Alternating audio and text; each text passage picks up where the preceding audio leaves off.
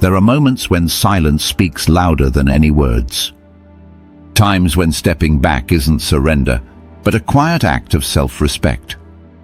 Have you ever faded from someone's world, not in anger, not to punish, but simply to stop losing yourself?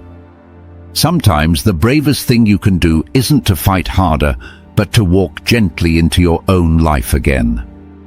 In the emptiness you leave behind, your true worth begins to echo. Section 1. Ethan and the lesson of self-worth. Ethan lived in Seattle, a quiet graphic designer who wore kindness like a well-fitted jacket. For a year he was the first text, the late-night call, the extra coffee left on Rachel's desk. He didn't do these things to manipulate her. He did them because he cared. But caring turned into chasing, and chasing turned into a slow erosion of himself. One October morning, without bitterness or theatrics, Ethan simply stopped. He didn't craft a speech or block her number. He let the silence settle, not as punishment, but as a space where he could breathe again. Rachel wasn't cruel. She wasn't a villain in some romantic morality play. She was human, hesitant, bruised by past heartbreaks, afraid of promises she wasn't sure she could keep. Her distance wasn't calculated. It was confusion disguised as control. While she wondered if Ethan was upset, Ethan was climbing switchbacks in Colorado, lungs burning with new air. He joined a weekend photography class, capturing light falling through pine branches. He smiled more, not the smile of a man proving he's fine, but the unguarded grin of someone rediscovering himself.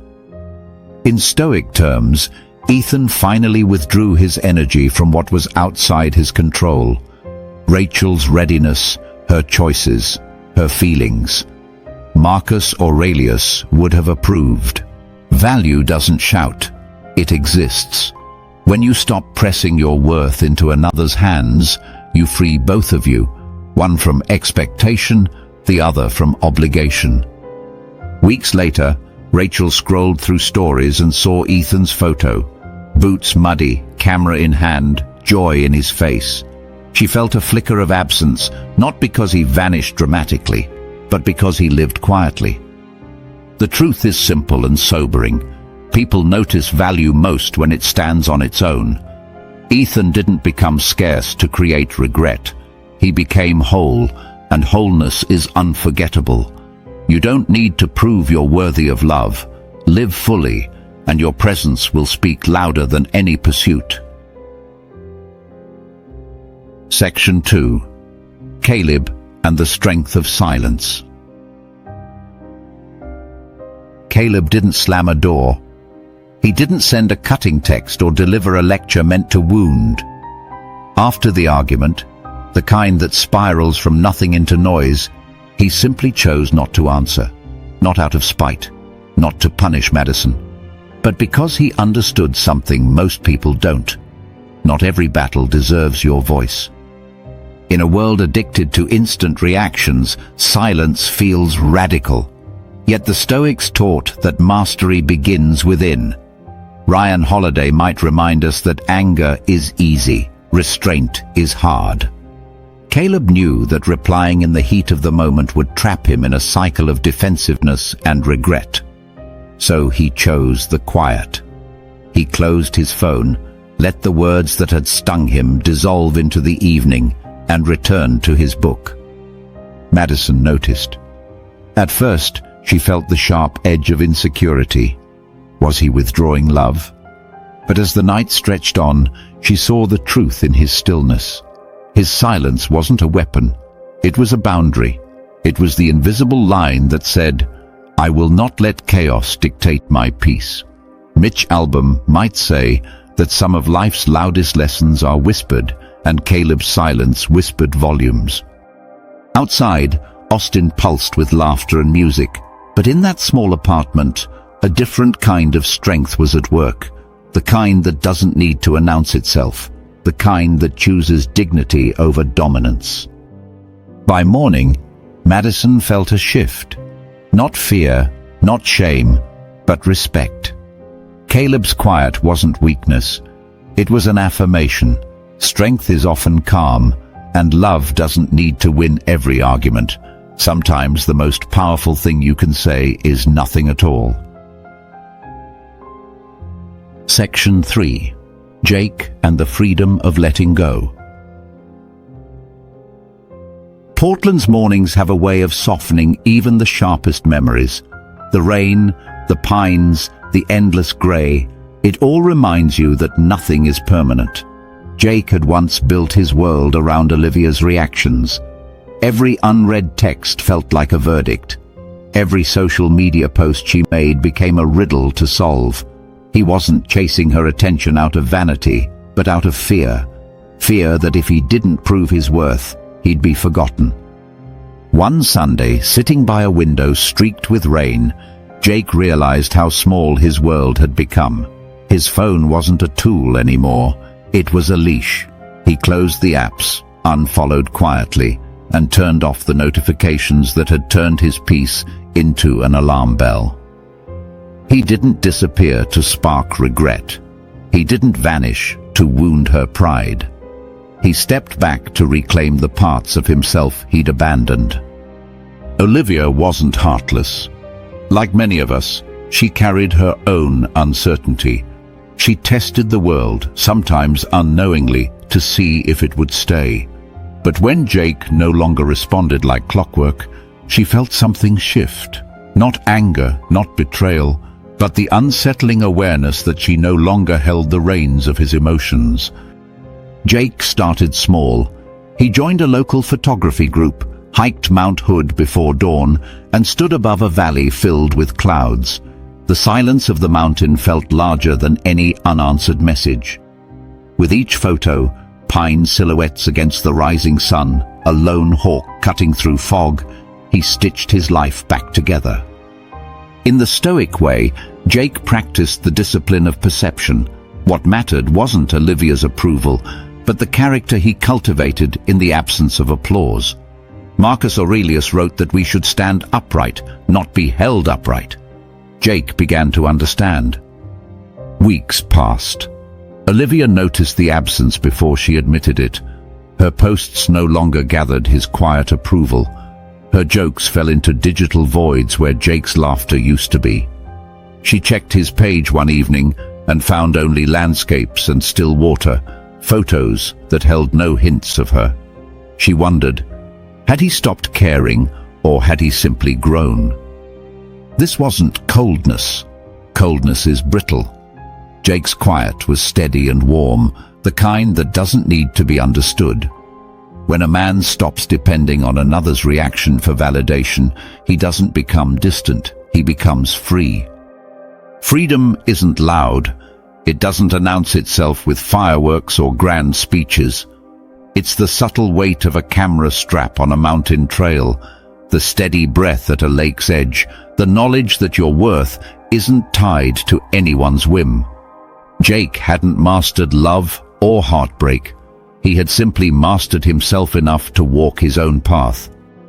And in that freedom, there was a beauty Olivia hadn't noticed when he was chasing her.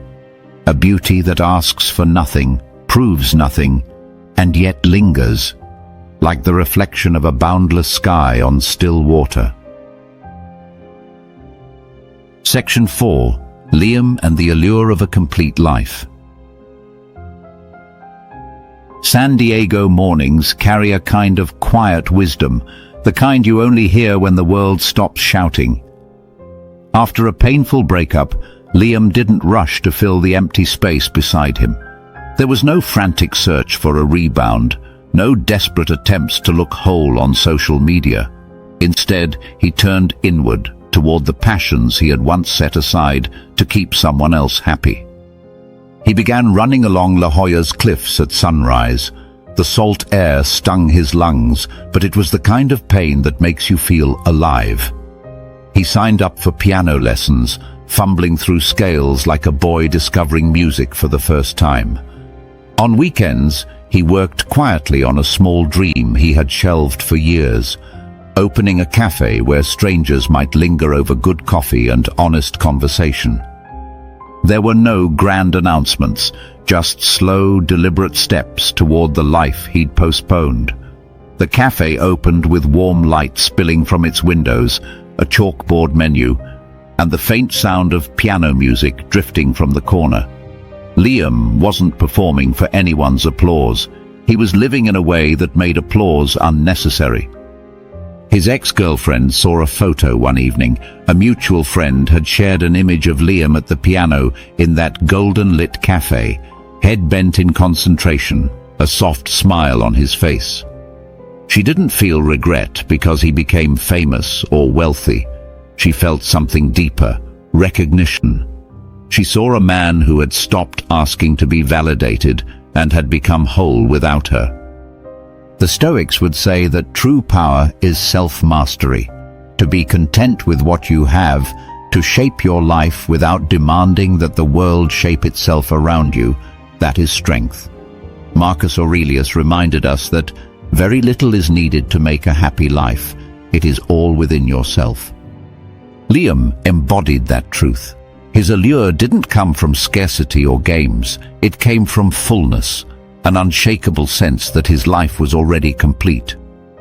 Attraction, born of emptiness, fades quickly. Attraction, born of wholeness, endures. Liam's life, rich with purpose and quiet joy, spoke louder than any attempt to impress ever could. And in that fullness he became unforgettable, not because someone had left, but because he had finally come home to himself. Section 5. A balanced perspective and emotional tests. Strength isn't reserved for men alone, and doubt isn't a flaw unique to women. Beneath every test in a relationship lies a fragile truth. We are all afraid. We're afraid of being forgotten, of giving too much, of trusting the wrong hands. Men often speak of being tested, of silence, distance, or small provocations that feel like games. But step quietly into her world for a moment. Not every test is a scheme. Sometimes it's a trembling hand reaching out to see if the world will still hold it. Imagine her past. A promise broken, a goodbye that arrived without warning, a love that withered when she needed it most. These memories leave shadows, so when she grows distant or asks a question twice, it isn't always manipulation. It's a quiet plea. Will you stand steady? Can I feel safe again? The Stoics remind us not to resent others for acting from their wounds. Marcus Aurelius wrote, "When you are offended at someone's fault, turn to yourself and study your own failings." Understanding her hesitation isn't about excusing cruelty, it's about refusing bitterness. It's about maturity, choosing to see fear where anger might seem easier. Emotional maturity means recognizing that challenges in love are rarely contests. They are often echoes of old hurts, surfacing as tests. When you respond not with ego, but with calm, you transform the test itself. You show that strength isn't loud, it's patient. Some nights the city will hum outside, and you'll both stand on opposite sides of unspoken questions. In those moments, remember, she's not trying to break you. She's hoping you'll stay, not to prove your worth, but to prove that the world can still be gentle. True resilience doesn't harden. It softens just enough to understand. And in understanding, you discover that emotional tests aren't games at all. They're bridges built over fear. Section 6. The journey of self-possession. Your worth has never been measured by who chooses you. It's etched into the life you build when no one is there to witness it. When you stop chasing, it doesn't mean you've stopped loving. It means you've begun loving rightly, without desperation, without losing yourself in someone else's shadow. Do not live to make anyone regret you. Regret is a fragile currency, and it cannot sustain you. Live so that you will not regret the way you spent your own heart. Let your choices be rooted in integrity, not retaliation, in purpose, not performance. The Stoics teach us to anchor ourselves in what we control, our character, our effort, our response to the unpredictable tides of life. Mitch Albom might remind us that life's quiet beauty is revealed when we stop performing for an audience that may never applaud. Picture the waves below the cliff, relentless, timeless, indifferent. They do not rise to be admired, they rise because rising is their nature. In the same way, live fully, not to prove you are unforgettable, but because to live deeply is its own reward.